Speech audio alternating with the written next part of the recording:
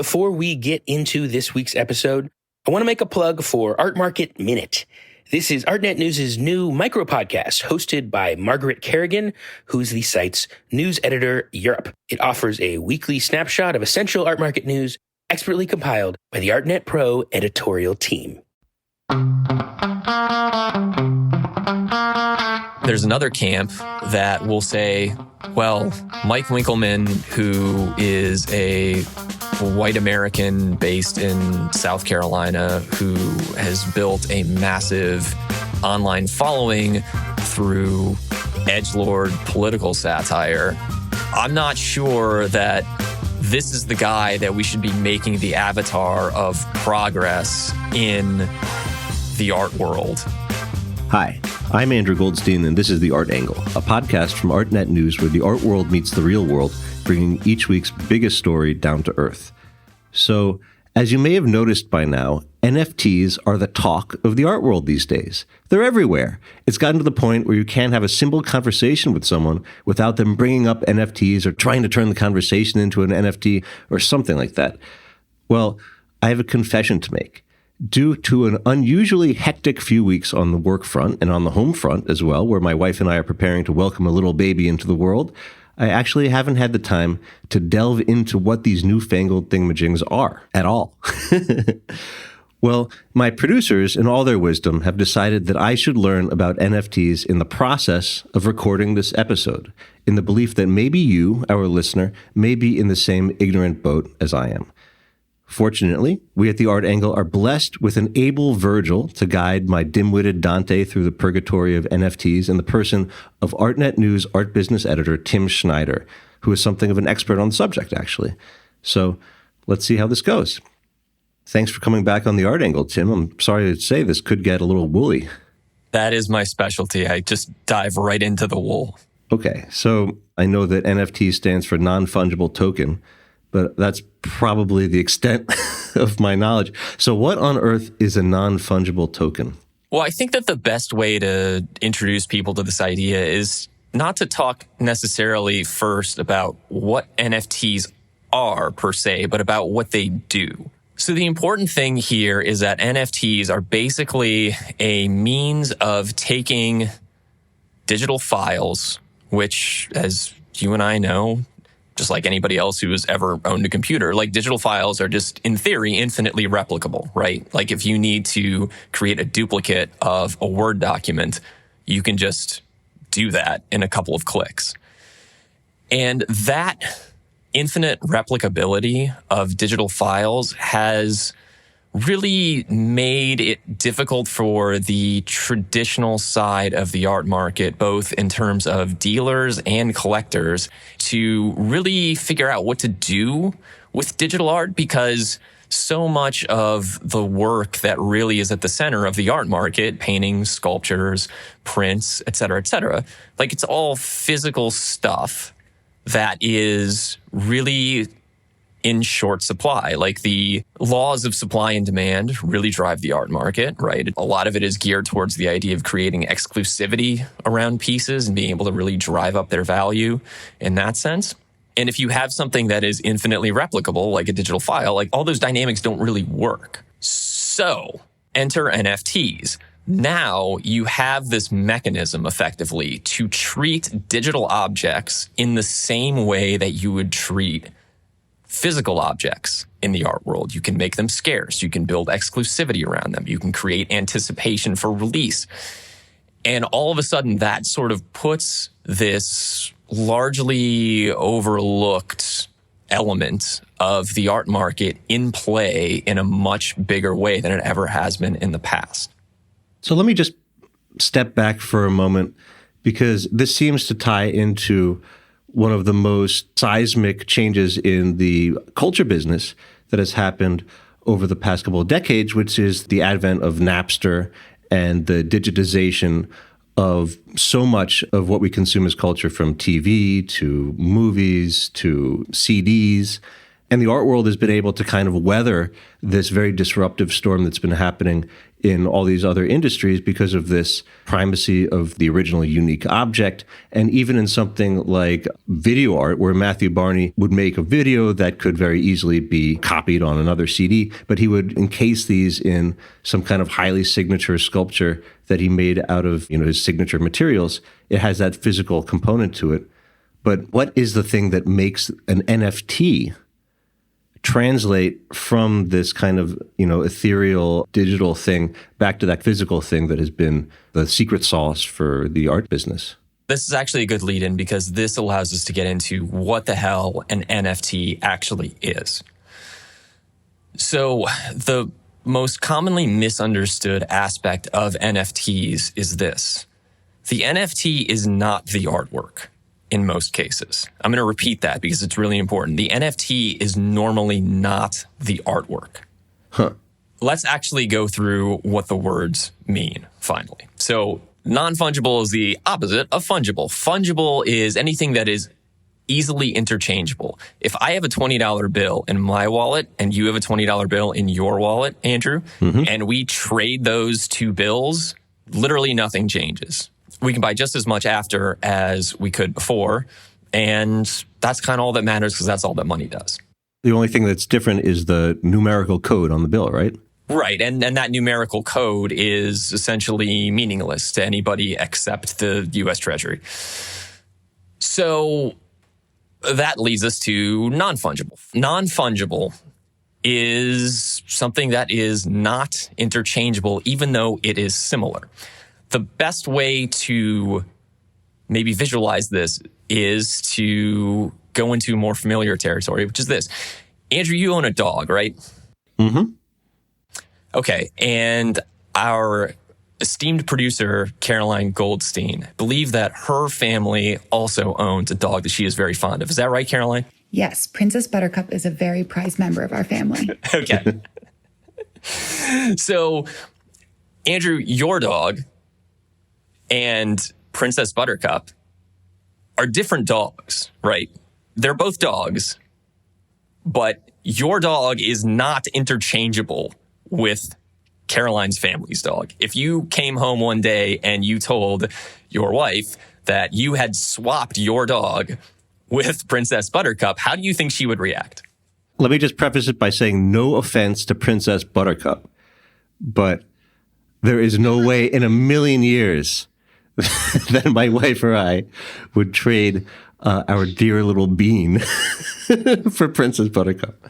Right, exactly. So even though it is a similar presence, it's a similar entity, it's still a dog. It's not interchangeable. You value it differently. Your dog has a specific value to you that makes it unlike any other dog that is out there. It may be a genius. Okay.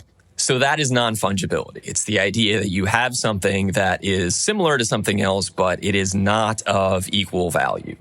So that's what we're talking about when we talk about non-fungible tokens. We're talking about effectively digital assets that are uniquely valued, both from a financial standpoint primarily, but also like any other artwork, there's some amount of emotional investment in it too.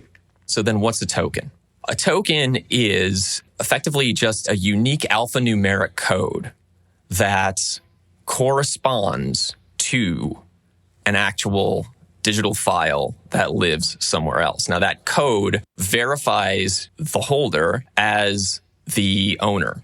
So you have all this metadata, basically, about what the thing that you own is. Most importantly, you have who made it. You have a verification that it came directly from the artist. You have some other details about it. And usually what you have is, assuming that what you have an NFT for is a digital file, which normally it is, you'll have a link to that digital file. But the NFT is not the actual digital file itself. That digital file is actually usually hosted somewhere else on a different server. So if an NFT is kind of like a claim ticket, can you actually claim something with that ticket? Right. So that depends on what the thing is. I mean, this just gets very deep into the weeds very quickly. But I think that your analogy is a pretty good one in this sense. Like, what you get with an NFT is effectively a digital certificate of authenticity that gives you access to something else. It's sort of like if you were able to buy a certificate of authenticity for a painting that was hanging at MoMA, and that certificate, anytime you wanted it, would give you the ability to go and see it, but you wouldn't actually have it in your house necessarily. So that's sort of a weird wrinkle to things. And this takes us back to this question of like, well, I'm throwing around all these words like verified and certification, et cetera, et cetera. So like, how does that get tracked? And that brings us to the infamous blockchain, which is really the core of all of this stuff. So blockchain is a technology that has now been around for over a decade. And most people know it as what underlies Bitcoin, which is the most well-known, most valuable cryptocurrency that's out there. And blockchain itself is a difficult thing to describe to people who aren't really super embedded in tech. But the simplest way I have ever really been able to come up with to try to communicate the basics is to say that it is a decentralized or distributed database. And what that means in more direct terms is that you have a record of transactions that, instead of being kept in a single place or under a single person or entity's authority, it's instead being tracked at the same time jointly by a network of different computers in different places owned by different people. The key is that it creates, or it's supposed to create, trustless networks, meaning that you don't have to necessarily know anything about the people who own the computers that are keeping track of the blockchain in order to be able to trust that what you're seeing recorded on the blockchain is true. And the reason for that is that by one mechanism or another, again, we could just keep going further and further down the rabbit hole with this, but essentially every transaction made on the blockchain is verified as accurate through a method that basically gets corroborated by all of the different computers in the network together. And once you have one of these transactions that gets verified, it gets added to the blockchain. And once it's there, you can't reverse it. You can't delete it. And that means that theoretically, for the rest of time, anybody who knows how to navigate this space can look at the blockchain and see verified proof of every single thing that has ever happened over the life of whatever it is that you're tracking.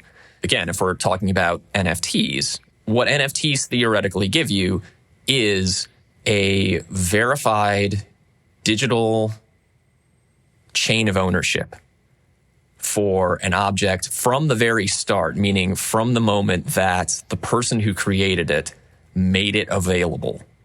And you can just see every single thing that's happened with it ever since that time.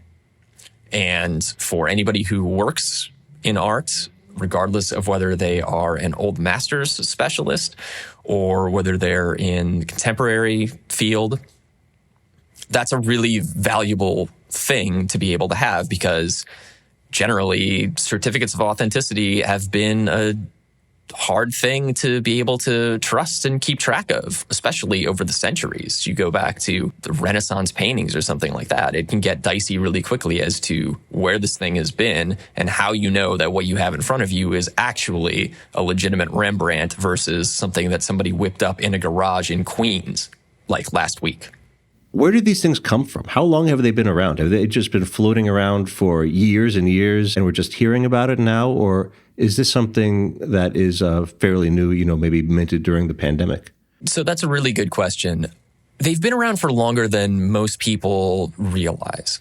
The first NFT was created in 2014 at an Art World event that you and I know about, but the wider world doesn't necessarily.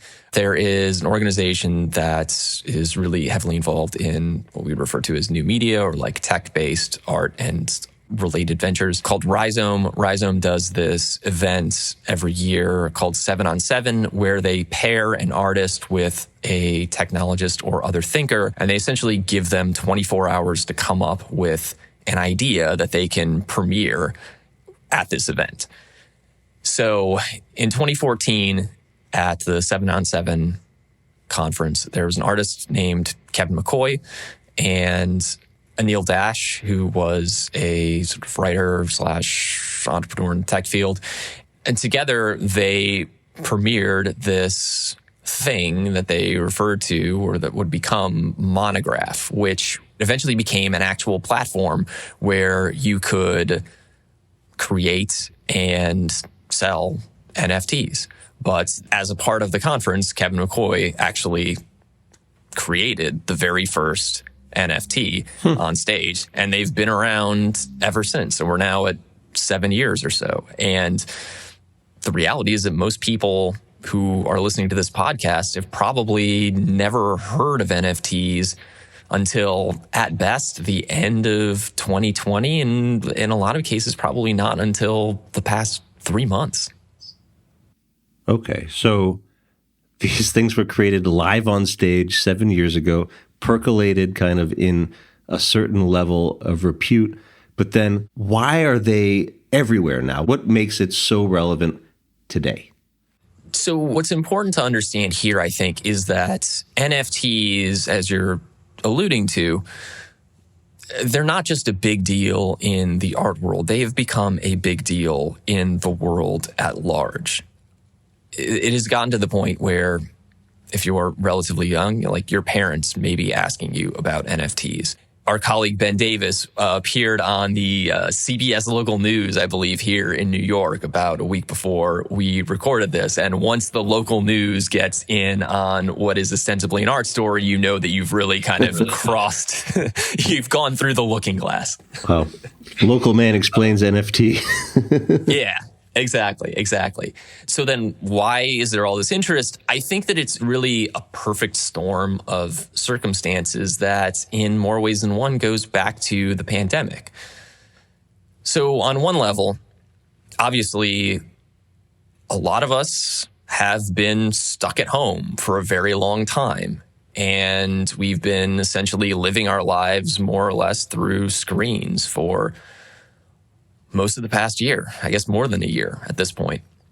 And so that eliminates a broad swath of activities that, especially in the art and collectibles market, you would normally go to in person. So NFTs have, in a sense, stepped into this vacuum in a way that they are something that you can get interested in, you can trade, you can try to create some level of anticipation around, and it both fills a void for people who are interested in buying and selling collectible things or artwork specifically, and it also just gives them something to do. Like a really important part of the whole NFT phenomenon is that NFTs, regardless of whether they are artworks or any of the other things that we might talk about, but they're usually released in what have become termed as drops. The other context where you will hear the word drop most often in terms of collectibles is sneakers or capsule collections from designers of one sort or another. And because NFTs are released in this way, or tend to be released in this way, you have this mechanism of creating anticipation, creating momentum. And that plays a big part in how a market behaves, like a market where you are able to really drive a bunch of people to one thing at a very particular time makes that market just much more active than if it's something where people are just sort of, I don't know, maybe I'll go check this out. There's no real time pressure to do this now. I can look at it tomorrow and it's basically the same. But NFTs and the way that they're released have created some element of, oh, I have to do this now because I'm in competition for this. And we all know that competition is basically an aphrodisiac for pricing. With NFTs, I know that there's a lot of market excitement around them. How is that playing out? As perverse as it sounds, to put it this way, a lot of people have made a lot of money during the pandemic. The stock market, after a very brief pitfall right after the initial shutdowns, has really surged back in an incredible way. So people who have been holders of traditional financial assets, traditional investment portfolios, they've made a lot of money. People who have owned cryptocurrency have made a tremendous amount of money. If you look at the price chart for Bitcoin for the past year, in March of 2020, one Bitcoin was worth about $5,600 US. If you look at it today, it's at about 57,000 US dollars, give or take. So, I mean, you're talking about an asset that has increased 10x in the course of the past year. So if you were somebody who had a lot of Bitcoin, you are tremendously wealthier than you were at this point last year. Huh. And then even if you step further down the ladder, there's another really interesting aspect of this, which is that here in the US, a lot of people have gotten stimulus money. And I don't want to venture a guess as to like how much of that money is going into NFTs, because obviously a lot of people have bills that they need to pay. They have more pressing costs, but also a lot of people have lost their jobs. And they are looking for opportunities to potentially make a lot of money very quickly. And this is something that has played out, I think, most famously to some extent in the whole GameStop phenomenon, which I don't think we should go into in depth, but definitely a market where a lot of people who are not traditionally wealthy have managed to find a way to really generate cash in a tough situation through basically pumping a financial asset. And NFTs, I think, are another area where you can see that happening to some extent. So when you have all these different classes of people who have a lot of money to spend relative to what they had before, and not that many places to really spend it, it helps channel all of those assets, or at least a significant portion of those assets, into this space that is more and more sort of taking over the zeitgeist.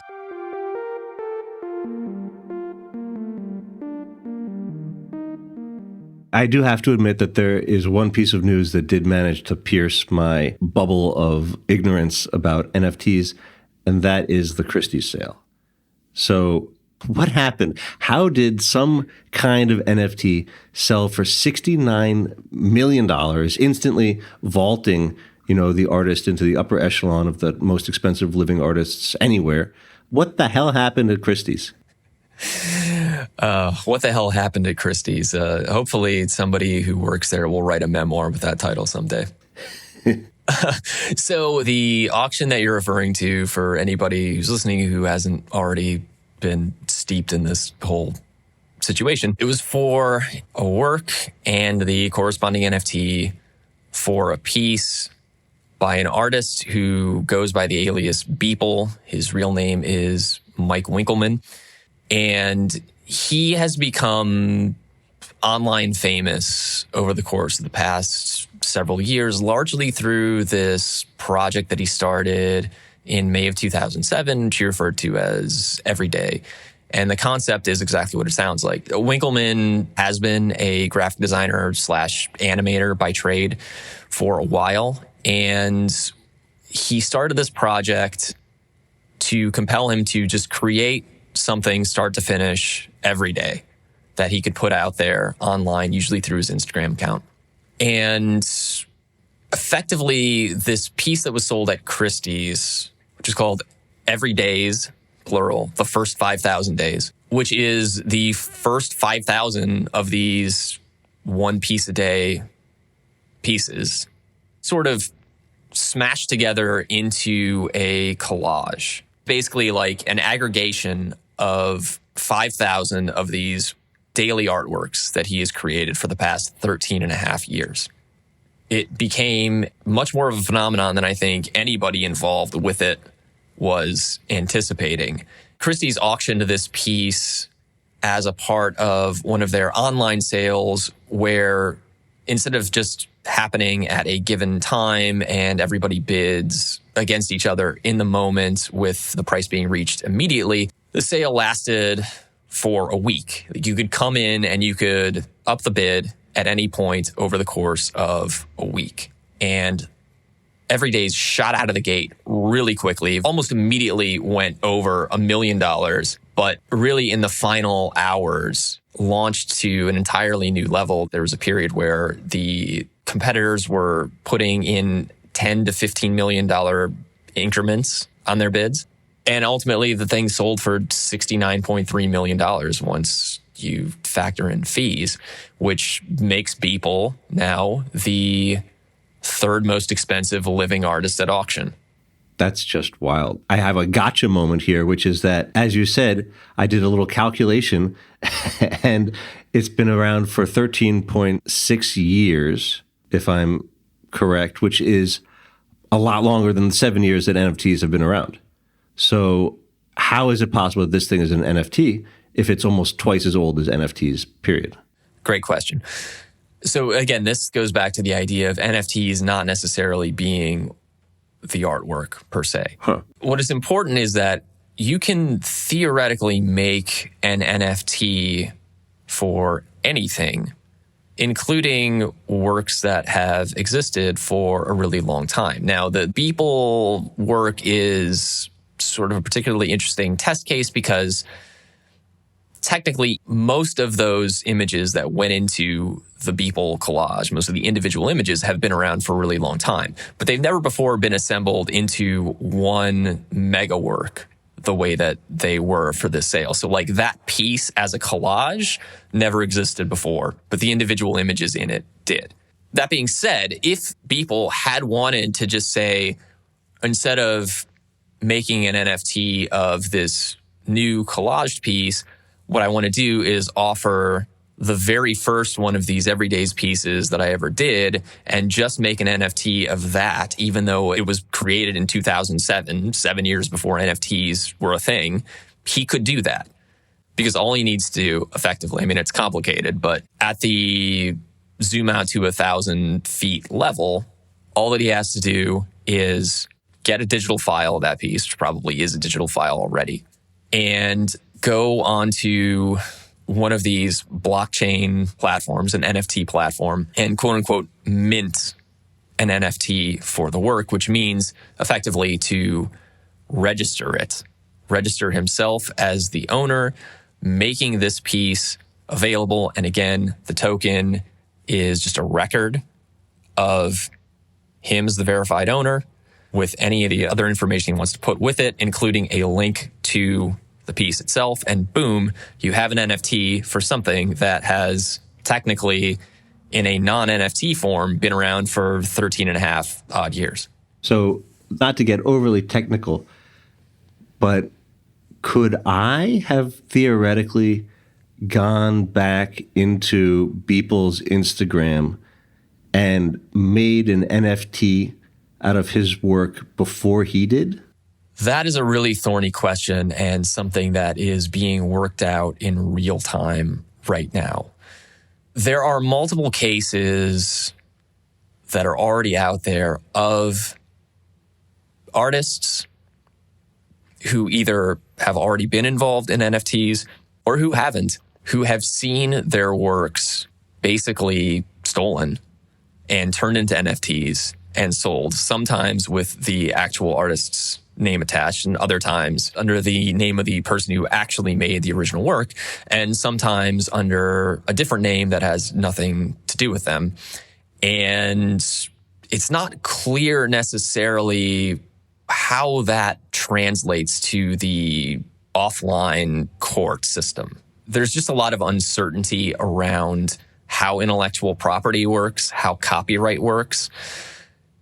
when you deal with NFTs. And one of the strange aspects of all of this stuff is that NFTs work on these things that are referred to as smart contracts. They are blockchain-based agreements, basically, that are set to automatically execute when certain objective conditions are met. So in the simplest formulation, a smart contract for an NFT would basically say, okay, when this amount of cryptocurrency that the artist has priced the NFT at is sent to that artist's account by a buyer, then the NFT automatically transfers over in ownership terms to the person who sent that money. That is a smart contract, and it's all run effectively through code. You don't need anybody who is a flesh and blood person to really be involved to make it happen once it's set up. Okay, so I just want to break in here to say that if you could see me, you would see that my eyeballs are literally bulging out of my head right now. I mean, this sounds like string theory.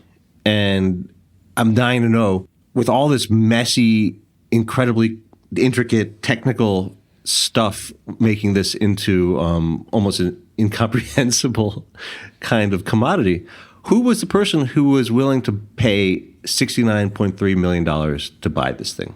Okay, so this is another Pandora's box. That's what I love about NFTs. It's just that nothing about it is really simple.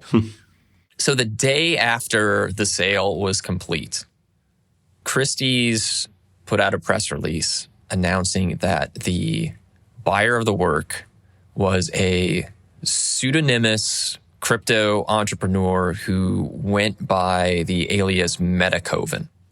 And Metacoven, with their associate, the also pseudonymous Tubador, are partners in this thing called Metapurse, which by the founders claims is the largest and most valuable NFT collection in the world, and also a fund for other crypto projects. You might need a second to process that. I don't know. Tell me if you want me to go further yet.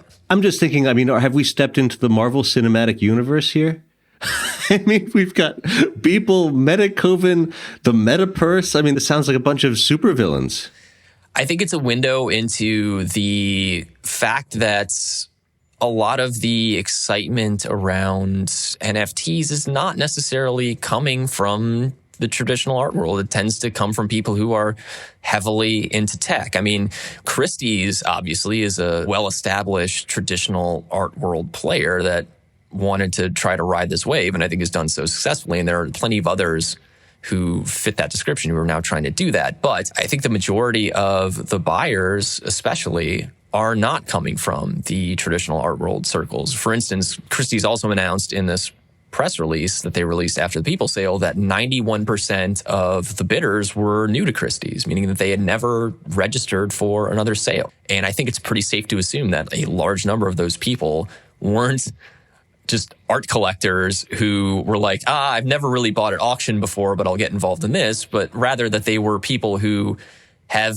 possibly never even really thought about buying art before, but because NFTs and people as this guy who has almost 2 million followers on Instagram and has like a really big online profile, it just attracted a huge group of people who would previously never have even messed with the art world. So going back to Metacoven, who is this mastermind who engineered the sale? Do we know actually, his real identity or her real identity? Yes, we do now. And this is, again, this takes us back to the Pandora's box element. So what we knew about a week before you and I recorded this podcast, when Christie's made this initial announcement, was that the buyer was Metacoven, and he and his partner Tubador had bought it for this Metapurse enterprise. And at that point, they were saying that this had the potential to be the work of art that defines this generation, and it could be $1 billion piece someday. And Tubador, the day that all this information came out, did an interview with our colleague Eileen Kinsella. And in there, Tubador mentioned that one of their plans for Everydays was to, and I quote, build a massive monument for this particular work of art, which exists only in a virtual world. So this is sort of the direction that these two pseudonymous crypto entrepreneurs were heading the day after the sale. Fast forward to the day before you and I recorded this podcast. So about a week after we got that initial blast of Matrix-like information. What happened yesterday was that Metacoven published a Substack piece in which he revealed his identity. And they also announced that Tubador's real name is Anand Venkateswaran, and the two of them are from Tamil Nadu. They're now based in Singapore doing all this crypto stuff. And what they told the world in this piece was that they bought the Beeple work because, and I'm going to quote here, this is Metacoven / Sundaresan talking. The point was to show Indians and people of color that they too could be patrons, that crypto was an equalizing power between the West and the rest, and that the global South was rising. Whoa. So there's a geopolitical kind of agenda behind the purchase of Beeple's NFT? Well, now there appears to be. Interestingly, none of this was mentioned a week earlier. And while it's always tricky to distinguish between correlation and causation, we should note here that one of the things that happened in between these two sorts of very different declarations of why this piece was acquired by these particular people was that our colleague Ben Davis wrote a review of the actual Everydays piece itself, in which he looked at all 5,000 images that made up the collage and found a lot of really problematic imagery in it. Huh. And I don't want to say necessarily that that was what drove these previously pseudonymous crypto entrepreneurs to step out of the shadow and suddenly reveal that they have a social justice initiative behind this acquisition. But it is something that felt like it was worth mentioning. What kind of images did Ben find? Well, the works for the past couple of years have been like 3D renderings that I guess I would refer to as like edgelord political satire, basically. I mean, you have things like a giant robot Hillary Clinton feeding a tiny baby Donald Trump through like a vacuum hose that comes out of her crotch. I'm not necessarily sure what the political aim of that particular image is, but that's the kind of thing that you would tend to get in a recent Beeple work. If you go back further, though, you find more and more stuff that it moves very quickly from this is kind of odd to, oh no, this is clearly very bad. I think Ben summed this up very well when he wrote, I'll quote Ben here, a lot of people's concerns in this period were the concerns of late 2000s hipster irony bro culture, cartoons, porno, and the intersections between cartoons and porno. So there's some unsavory stuff in people's Instagram stream. So has he been bitten by previously unwise social media posts? Well, I guess it depends on whose reaction you care the most about. I think that what has been really fascinating and telling about the Christie's sale is that it has really divided people in terms of what it means, whether it's a good thing or a bad thing or whatever. And you have some really staunchly opposed camps in this. So you, on one side, have Beeple's longtime fans who, to the extent that they're concerned about larger issues in the art market, will look at this and say, look, this is such a great thing. NFTs have taken this artist who previously would have had no purchase in a hallowed hall of the art world like Christie's and has turned him into the third most expensive living artist at auction.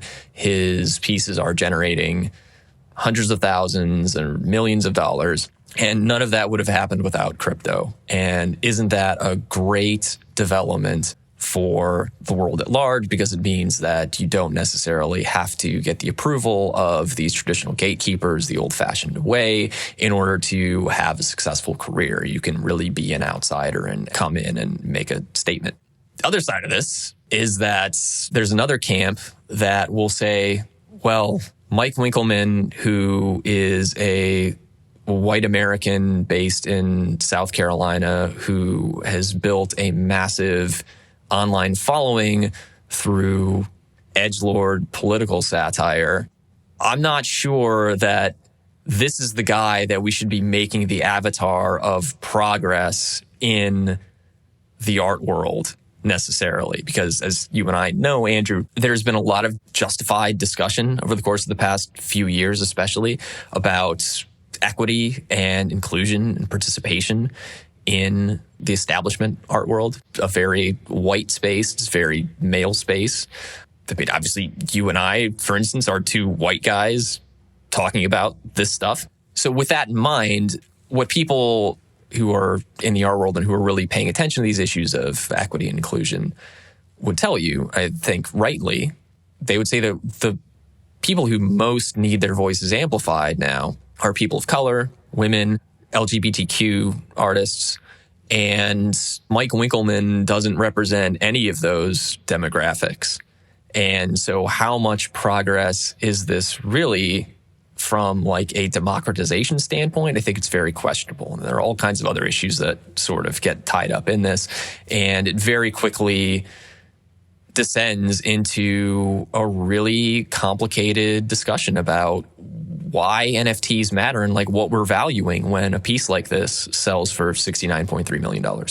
So you mentioned GameStop before, and if I remember, there was a fairly anti-establishment impetus that was behind this movement where they wanted to elevate a valueless stock in order to stick a finger in the eye of Wall Street and particularly short sellers and hedge funds who were trying to profit on their travails. Is there a similar anti-establishment impetus behind this whole NFT craze? And if so, what is the ultimate aim, do you think?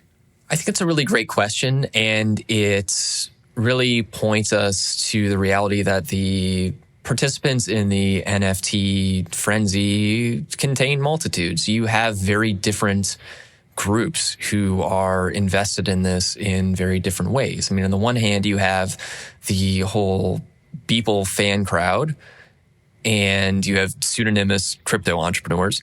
But on the other hand, you have people who have been operating in this space for years and years, and in a lot of cases been doing it specifically because, as happens with a lot of activity at the intersection of art and technology, a lot of it is coming from people trying to find alternatives to the hyper-capitalist art market in a lot of ways. If you go back to the founding ethos of blockchain, the whole idea was to try to create these systems that would eliminate middlemen and centralized authorities. It would basically give the people the opportunity and the means to basically govern themselves in some sense, whether you're talking about money or whether you're talking about ownership of an asset, whatever it is. So there are still ways in which that is happening, and it's a spectrum really that you have between those 2 points, and you can find activity really at any point in between them.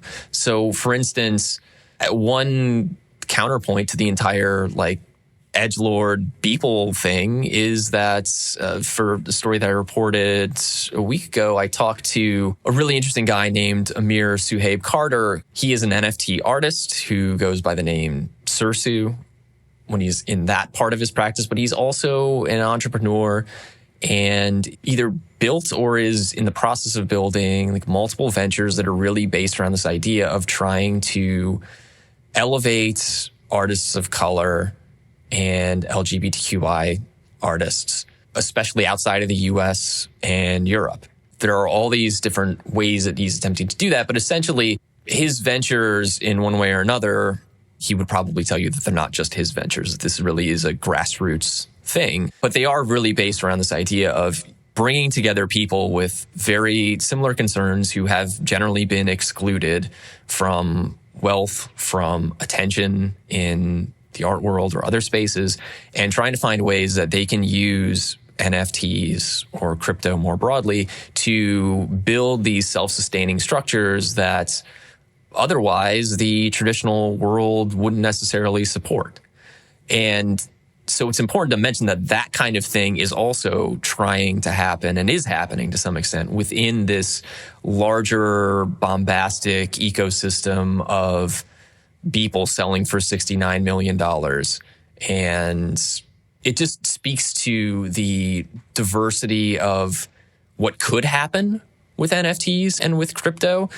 But there's less attention on that, not surprisingly, than there is on really the NFT market operating a lot like the old market that in theory NFTs are supposed to help us work around. So obviously the $69 million sale got a lot of people's attention. And it sounds like there is a very big market and audience, at least for NFTs. What is the art establishment actually doing? Has there been a stance taken or galleries getting in on this? I know that Christie's obviously is getting in on it. Yeah, I think that we're really in a gold rush situation, basically at every level of the marketplace. As you mentioned, obviously Christie's really planted their flag in the ground on this. Their chief competitor, Sotheby's, just recently announced that they are now going to do an NFT sale with this pseudonymous artist named Pac. There are old art world stars like Damien Hirst, who happened to announce, I believe the day after the Beeple sale closed, that he was going to get into NFTs. And then you have galleries that I think are really looking at their place in this. I'll reference Postmasters, which is a gallery that has really been meaningfully engaged in tech and new media and like forward-thinking projects. They actually launched a separate but linked Postmasters NFT venture where they're going to really try to do this in a dedicated way. And I am 100% sure that if you go further up the price ladder, you would hear those same discussions playing out in one sense or another at places like Gagosian and David's Werner and pretty much name any other major player in the art market right now, because there's just so much money and so much attention on this phenomenon right now. It's a magnet. It's just drawing in literally anyone trying to figure out whether or not there's a place for them to either make some money or make a mark. From a fundamental standpoint, an artwork is something that is kind of unique in that it is this great cultural object that you can have, you can put on your wall, you can put in your house, et cetera, but it also holds all this value that may or may not increase over time. So this sounds like it has value that may or may not increase over time. What is the art part of the NFT? What is the thing that a gallery would sell a collector? What do I do with the NFT that I just bought? Well, it's a really good question. Honestly, the predominant answer right now seems to be that you try to sell it as fast as possible to somebody else for even more money than what you paid for it. So it's a stock. It's an asset that is in the middle of a market frenzy right now. Now, if you don't want to do that, if you want to hold on to it for the long run, I mean, I think that there are people who I think are probably trying to build collections of NFTs. But again, considering that the NFT is not necessarily the artwork, it brings us back to this question of like, well, what did you actually buy when you bought that NFT? Do you actually have the rights to the image?